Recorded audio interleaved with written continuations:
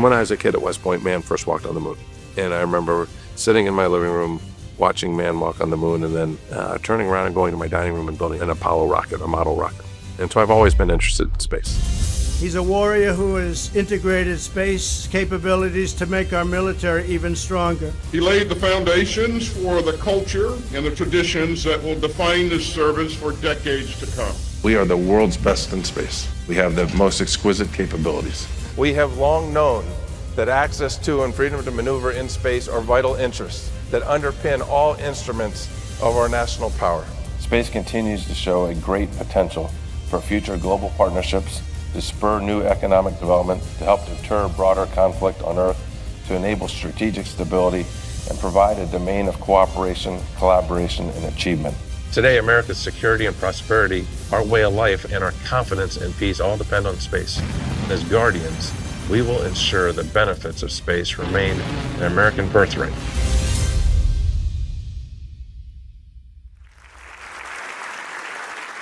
Please welcome former chairman of the U.S. House Armed Services Committee, the Honorable William Matt Thornberry. Well, good evening. In December 2019, after years of argument and opposition, Congress and the President created a new military service to protect our nation in and from this vital domain.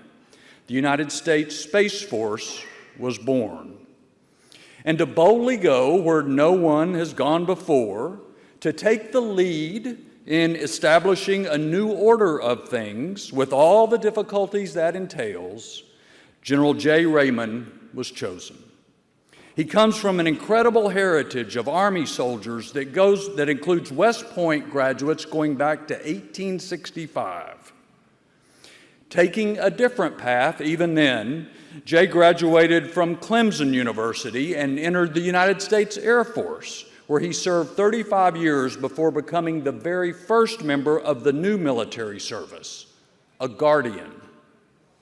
As the first chief of space operations, he set the precedent with every decision he made. And make no mistake, every decision was scrutinized.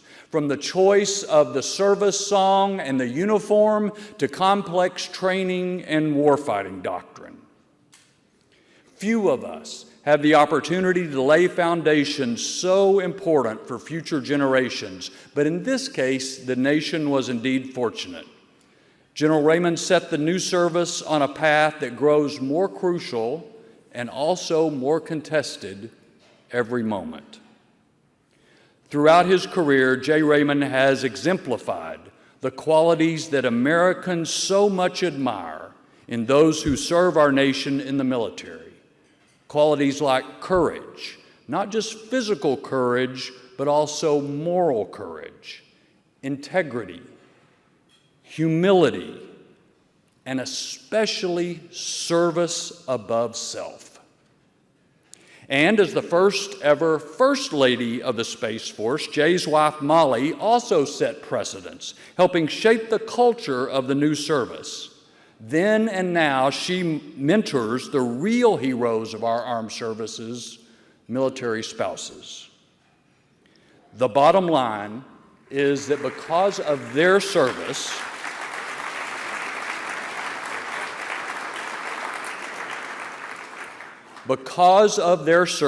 our nation and our allies are stronger, safer, and more ready to take on the challenges and opportunities associated with the final frontier. It is leadership of the highest caliber. Please join me in expressing our admiration and our gratitude to General J. Raymond.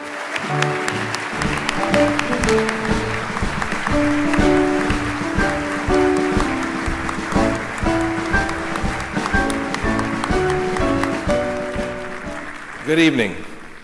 What a wonderful night.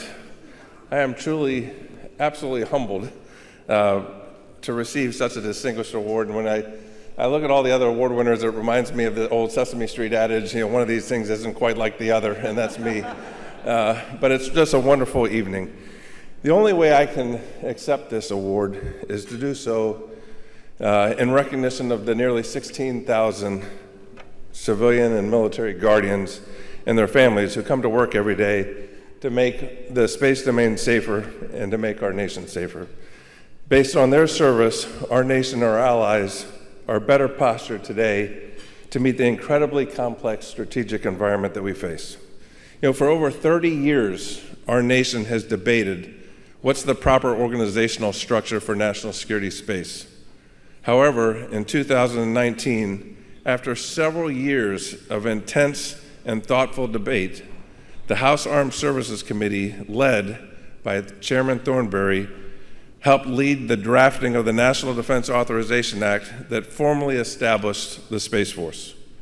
Without Chairman Thornberry's strong leadership, vision, and fortitude, in the wake of pretty significant bureaucratic resistance, the Space Force would still be sitting on the launch pad rather than delivering national advantage.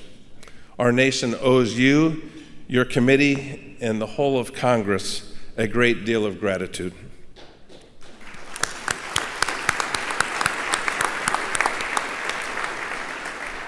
When President Trump signed the law on 20 December 2019, establishing this new service and elevating space to a level equal to its importance to our nation, we quickly found there wasn't a checklist to be followed on how do you go about standing up this service. The nation hadn't done this since 1947, when the Air Force separated from the United States Army. But what we did have was a very strong sense of purpose. We stood up the Space Force not just to respond to the threats of today, but to ensure that space, a vital global domain, remains secure, stable, and accessible for generations to come. The Atlantic Council's mission of shaping the global future together is in tight alignment with the ethos of the Space Force. Your work to galvanize leadership, strengthen alliances, and shape a more secure and prosperous world must extend into space.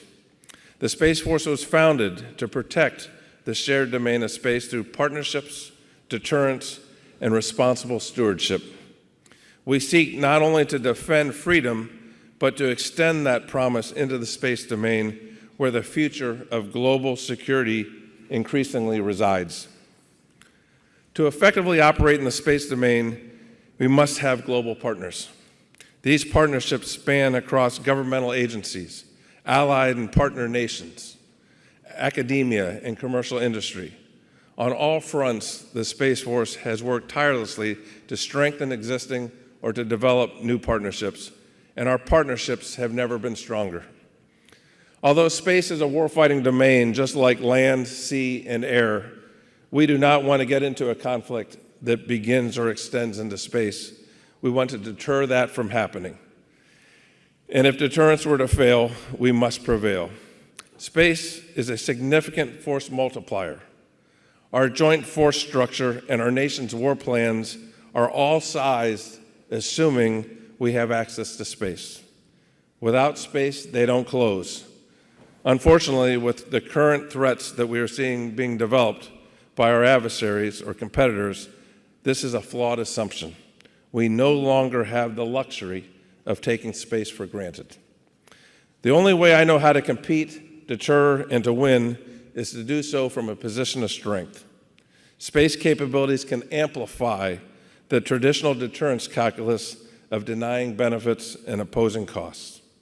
I'm convinced that if we can successfully deter conflict from beginning or extending into space, then we have a chance of deterring conflict from spilling over into other domains.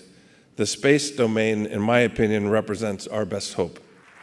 Again, to the Atlantic Council, thank you very much for such an unbelievable honor. I'm deeply humbled by it, and I really appreciate the opportunity to be here and spend time with each and every one of you. Thank you very much.